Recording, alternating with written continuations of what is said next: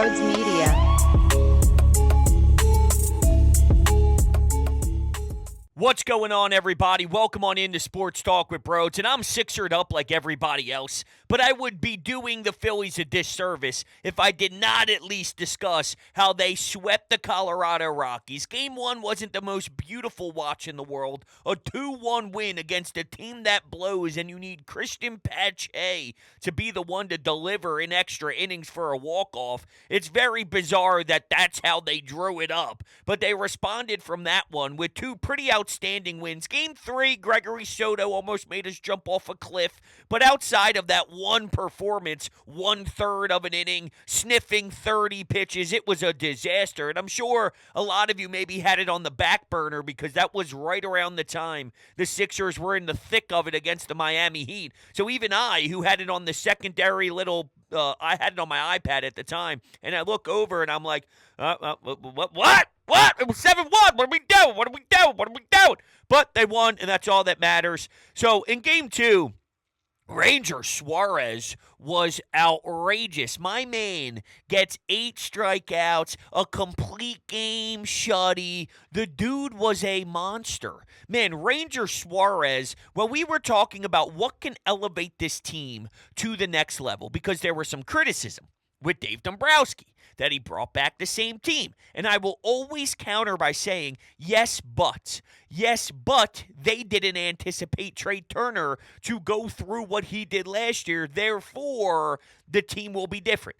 They have Bryce Harper, and he's not going through the UCL injury and the surgery and the recovery. Therefore, the start of the season should be different. And also, can Ranger Suarez, I remember asking this question, can he elevate himself where he is closer to Aaron Nola than a number 3? Can he be a 2A, 2B, where Zach Wheeler's your prime ace? But outside of that, it's a coin flip with your number 2 because Nola's a stud and Ranger can also be a stud. And holy shit, did we witness that. Now, the lineup they're facing is not any sort of juggernauts, so we have to keep that in mind. When Christopher Sanchez gets 10 strikeouts in 6 innings pitched, it's just something to monitor. But it could go the other way. You can have an average day against the Rockies. You can have just a good day against the Rockies. If you have a phenomenal game against the Rockies, isn't that what stud stars do? They have phenomenal games against weaker opponents, and that's Ranger Suarez. And he even has Bryce Harper describing him like one of the best to do it at the 3 position, okay? Let's take a listen to Bryce Harper after Game 2 in this set talking about his starting pitcher. Yeah, I think people might not like it. I think he's the best 3 in the game. I think just the way he goes out there and competes every time he's out there. Just his starts. Every time he goes out there, we got a chance to win, just like the other 2 guys that go out there in front of him. So it's just a lot of fun to watch. You guys saw in the postseason as well. He has no heartbeat. He's a guy who just goes out there and pitches and has kind of that same plan and same demeanor every day. And really good on his feet as well, fielding the ball and helps himself out a lot. So just a lot of fun to, play behind that, and he's always competing and trying to be better. So you don't say with his defense, dude. This guy will get a laser thrown right back at him. Not thrown, but off the bat, smack, barreled up right back at him. The dude nonchalantly picks it up, does a couple, not crow hops, but does a couple of the banging of the glove and just zips it nonchalantly at 98 miles per hour over at Bryce Harper to get the runner at first. This dude is so calm. The guy is unbelievable. There's nothing more entertaining to watch than when Ranger is dialed in. You're not going to do a damn thing against him. And it also helped out that you had good defense in that one. Whether a ball's in the gap, out in the outfield, you throw it to second base. Get him at second base trying to slide through a tag. Not going to happen. And I think, Ranger sets the tone with that defense. Yo, fellas, I follow my lead. I'm going to bring it. I'm going to make sure everything that comes my way will be stopped. It'll be batted down. We're going to get the out at first base. Now follow what I do. And now you're getting that out in center field as well. And the beauty part of that second game in this set is JT in the first inning hits a 2-run shot. The Rockies aren't very good. So if you can take them out early and suck the life out of them, where, okay, we got to face Ranger and climb back the minute we take the top of the line. Well, I guess they batted first, right? So when they get to the top of the second inning and it's their chance to swing the sticks again, you're already depleted because you're down 2-0, and now you have to face Ranger for 9 innings. Good luck! There's no Gregory Soto on that night. You might get the luxury of seeing him on Wednesday night, but you ain't seeing him tonight because Ranger's cooking, because Ranger's in his bag, because Ranger's electric. And the dude was a monster, just a flat-out monster. Can't wait for his next start. I'd throw him tomorrow just because I want to watch him. If I'm Rob, I'd say, yeah, that's great that you want to be perfect and you want to recover and you want to put your body in the right position. No, screw that. I want to watch you pitch. Okay, I want to watch you pitch. Harper also hit a home run in that one and had 3 runs batted in. So Harp has done some good things.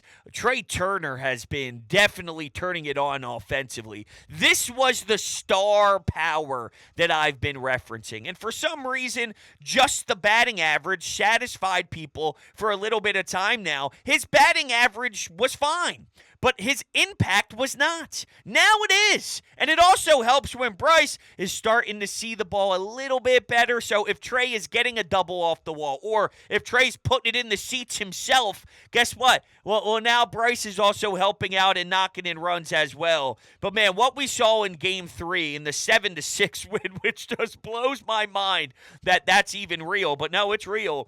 Is Schwarber... Okay, so I talked about the importance of starting the game off hot when JT hits a 2-run shot.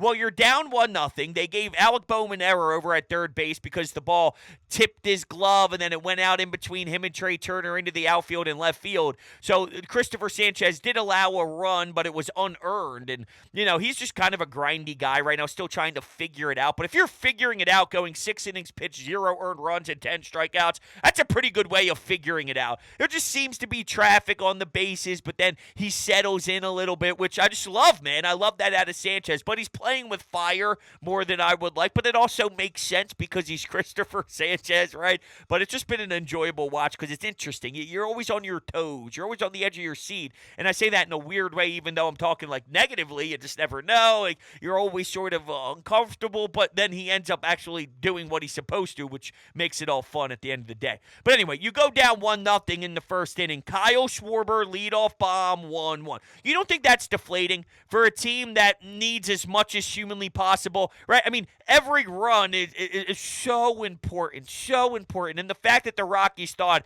we started this game off nice, we're getting to Christopher Sanchez, we're starting to create some life, and then within an instant, the game is tied 1-1 because Kyle Schwarber is the greatest leadoff hitter to ever exist. That is deflating. It is demoralizing, and it should be, and it should suck every ounce out of you, and I think it did. Then Schwarber hits another homer. Then Trey goes back to back. Rojas had 2 hits. Brandon Marsh had 2 hits. It was a good, solid day all around until Gregory Soto showed up to the party. That was awful. Awful. He's going to have those days, though. He's Rocky. But they're trying to figure out sort of the consistency in that pen. Hoffman is a reliable source. They went to him. I mean, you put him into a very difficult situation, to be fair. But, you know, sometimes you're going to have to do it. Did you feel like they were going to blow the game? I didn't. I really didn't. I'm not just saying that because they didn't blow the game, but I didn't. It's a lot of runs in one inning. All right, you go down 7-1, and they ended up scoring 5 runs in the 8th. I don't know, to ask the Rockies to score 6, if not 7. The fact that they got to 5 is as gross as it is. That type of team, they don't score 7. They don't score 8 runs in an inning. They barely scored 5. That was sort of out-of-a-body experience, but it ended up happening. I don't know, I just thought it was a tall task for that team. If it was any of the great teams in the league, if it was a top team in the NL, if it was the Atlanta Braves, if it was the New York Mets, of course I feel differently about it, but not that team. So, looking at some batting averages here, Kyle Schwarber is up to 230 on the season. Just saying it's important. And I actually read a piece from Alex Coffey on the Inquirer about how he really wanted to start the season off with a better average. Instead of starting off so cold and then everyone's waiting for June and he's hitting 170 and he's trying to climb his way with more at-bats. And the more at-bats, the more difficult it is to get that number up. Let's get to a spot where we're comfortable and we're not playing the chase game. And he's definitely doing that. He was 2 for 5 in the 7-6 win. 2 runs scored, 2 home runs, 3 runs batted in. Dude was awesome. Trey Turner's hitting 329 after his 3-hit performance, 3 for 5. Brandon Marsh is hitting 288. Rojas up to 200 with his 2 for 3. Nicky C went 0 for 4 in the final frame. He's down to 159. Oh, he's hitting below 160. He struck out swinging twice, one in the third, one in the fifth. Grounded out to third base in the first inning. Grounded out to third base in the 7th inning. No bueno from Nick Castellanos. I did say, though, that I had more faith between Nick and Trey in Trey. I did feel that way. So, for whatever that's worth. The Phillies are now 3 games over 500. They're 11-8, which is second in the NL East. The New York Mets are now 10-8, so they climbed out from the dead after having that abysmal start where Mets fans were losing their mind. So the Atlanta Braves are 12-5. They're facing the Texas Rangers. We have the Chicago White Sox coming up. I want to see them continue this good stuff. I mean, now you're starting to see series win, sweeping team. That's all. Sweep the teams. Sweep the teams you're supposed to sweep. I want to see a sweep against the Nationals. The Nationals winning 2 of 3 was a good series. I want great series. This was a great series. The result was a great result. Not every part of the series was perfect, as we alluded to with Gregory Soto, but it's never going to be that way. Even the teams that win a lot of games. I mean, sometimes you stink for 7 innings, but then you come alive in the 8th inning, and then you shut it down in the 9th inning. And it's not as if they played like perfect baseball the whole way. It's not about that. You can't ask 4 bullpen pitchers to step in and have 4 innings of excellence. One guy might slip up. The other guy has to have their back. And maybe they can limit the damage. The offense still needs to explode after that. I mean, there's so many variables on how to win games when you're great. That's what makes you a really great team, though, is when you can win in different ways. When you can win when it's not your A-plus night. And when you see these teams on your schedule, and when you look at the results, you got to sweep the Rockies. You got to win series against these bad teams. That's what elevates you in the win total. And they did this today, and being 3 games over 500 is important right now. It is. All right, we'll run to some anytime hotline calls, get a reaction from the last 3 games. Let's kick things off here. Let's do it. Calling right now in the 8th with bases loaded. I feel like I got PTSD with the grand slams that we've allowed this season. But can we just talk about the greatest leadoff hitter in the entire world? 2 bombs. 2 bombs. Man. Great win, and hopefully it's a good series win. All right, so Kyle Schwarber. Kyle Schwarber, I don't know what else to tell you. Now, you got a little nervous there, huh, with the bases loaded. They got the sweep. Don't sweat it. But, dude, all jokes aside, it's hard for me to understand the people that despise Kyle Schwarber. I don't get it. I really don't. It doesn't work. It's not right. You need speed. What do you mean? Have you watched the last 2 years? If your takeaway from the last 2 years, even though they fell short, they weren't as good as Houston, and last year they fumbled big time. They fumbled on the goal line, Game 6, Game 7, at home, 3-2 series lead, Aaron Nola, Zach Wheeler, you fumbled, and that will hurt my soul until the day I'm dead, until I'm 30 feet into the ground in my coffin, dead. I will be thinking about how they screwed up massively. But the reason why they screwed up isn't, you know what? Their leadoff hitter has to change. But that's not why. That's not why. They failed miserably as a team, but they are great with this. This is their brand. This is their identity. And while we get frustrated with the way they play at times, more so for me, and while the offense is a talking point and whatnot, it's the sloppiness out in the field, errors, miscommunication on the base paths, getting picked off, like the little league crap. Like the offense goes quiet at times, but everybody's offense goes quiet at times. We just don't care when other teams' offense goes quiet because we're not a fan of their team, and I get it. I expect you in Game 6 and Game 7 to have a better offense. I expect you not to get no hit in the World Series. That's true, but that's not like if you flipped your leadoff hitter and you still had that piss-poor offense, you fail. You fail. If Trey Turner led off and Kyle Schwarber batted third, and both of those guys were still having horrible plate appearances and bad approaches at the plate, well, it doesn't matter. It's not where they're hitting. It's how they're hitting. And changing the lead, it's not going to change their overall philosophy. That's not how teaching hitting in this game works. Just not what it is. But anyway, I don't know. I don't get it. I don't get the hate for Kyle Schwarber or the hate for Kyle Schwarber leading off. We joke around about it a lot here, right?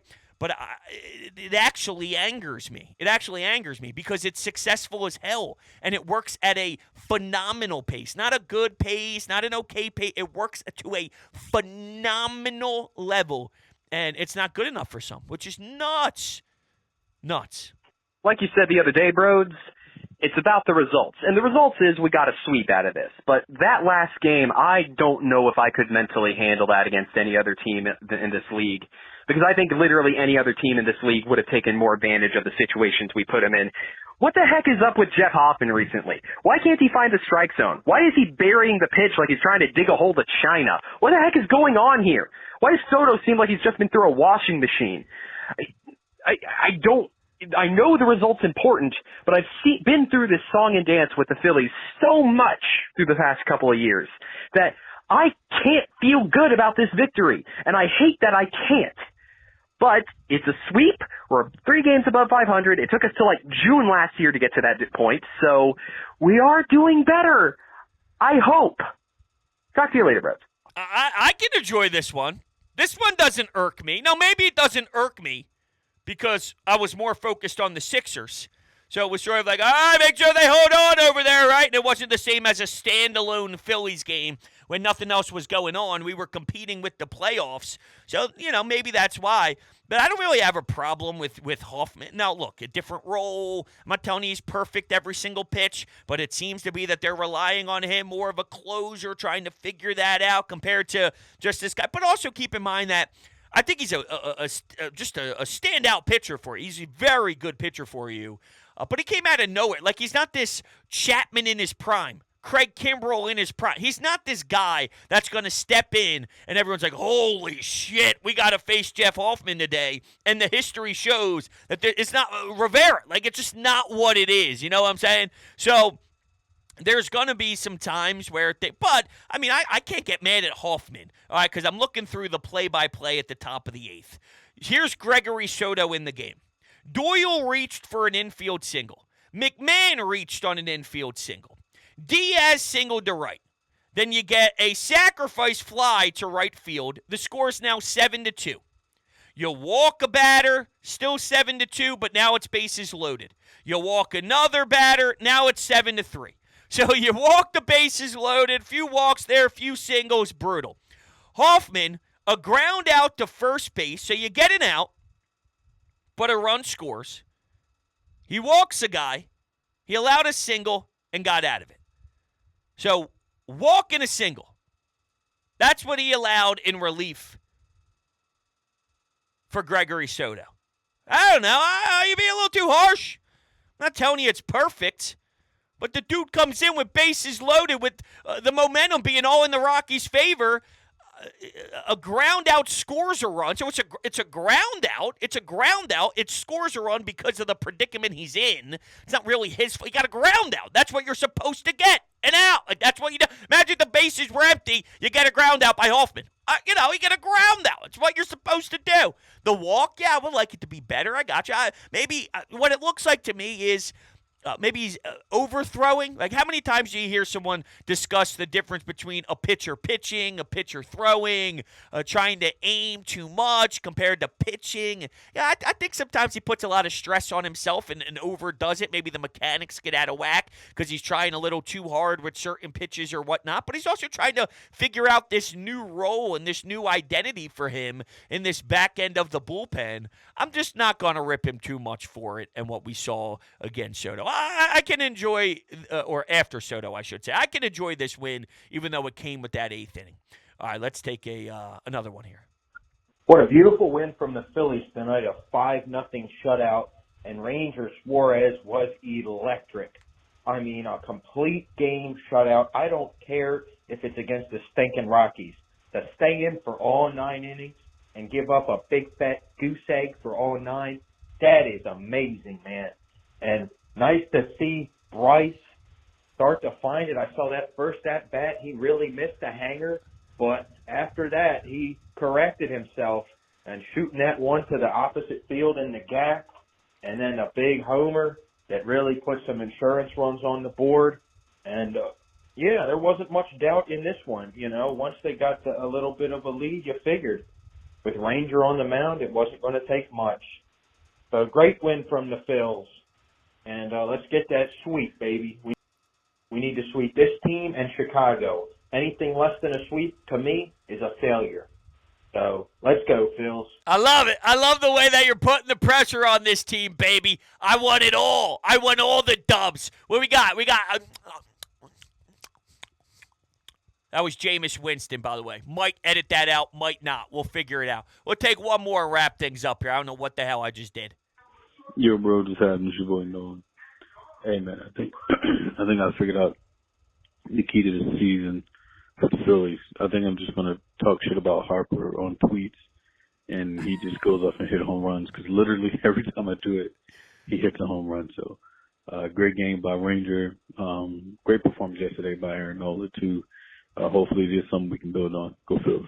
I love it, man. That's funny. That's funny because I do the same thing every time I rip him. And it makes sense, though, right? Because what we do is we give Bryce Harper a long leash. So we say, hey, it's Bryce. He'll figure it out. Don't worry about it. He'll be okay. And then it actually lasts a little longer. The ugliness, the bad at-bats, the not getting on base. He might be barreling up the ball, and he might be doing some things and getting unlucky. The ball is flying right to a defender or whatever, right? Someone makes a good defensive play over at second base, and then he gets robbed of an infield single, something along those lines. And then, the batting average dips, and you go, all right, well, I gave him that long leash. It's time to wake up. So then you start adding pressure, and you go, yo, Bryce, all right, what are you going to do something? So we give him this long leash, and because he's so great, it won't last forever. He's not Nick Castellanos. He's not one of those guys. He's Bryce fucking Harper. So eventually he shows up and becomes a stud, but because we give him so long, when we eventually hit our breaking point,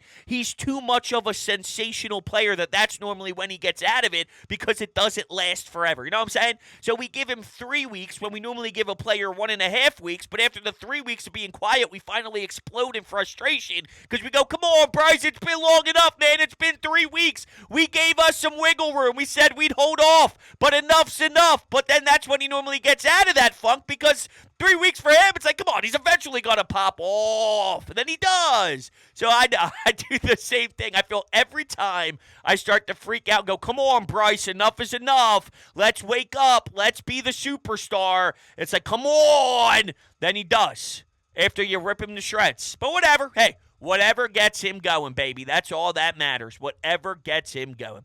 Hey, before we shut things down here, on Twitter, I am getting back into utilizing a Broads Media Twitter account. About a year ago, Twitter suspended our original Broads Media account. We had about 10,000 followers. We were doing pretty well, and I never started a new one because I was like, forget it, whatever. But I did start a new one about 2 days ago, at Broads Media _. So if you want to follow that, I greatly appreciate it. We're trying to build that back up. And since we're on a little bit of a thing here, Apple Podcast, Spotify, Google Podcast, if you would like, you can follow Broads Media, Sports Talk with Broads on all of the audio podcasting platforms, so you can throw me in your Bluetooth when we're going on a drive somewhere. Hey, Broads is sitting next to me. It's a good time. You can leave a 5-star rating and a review as well. That would mean the world to me. And lastly, every Monday and Thursday at 11 a.m., we're doing Coffee with Broads again. It's been probably about 2 or 3 weeks since Phillies baseball started, actually. Opening day was our first crack at it. And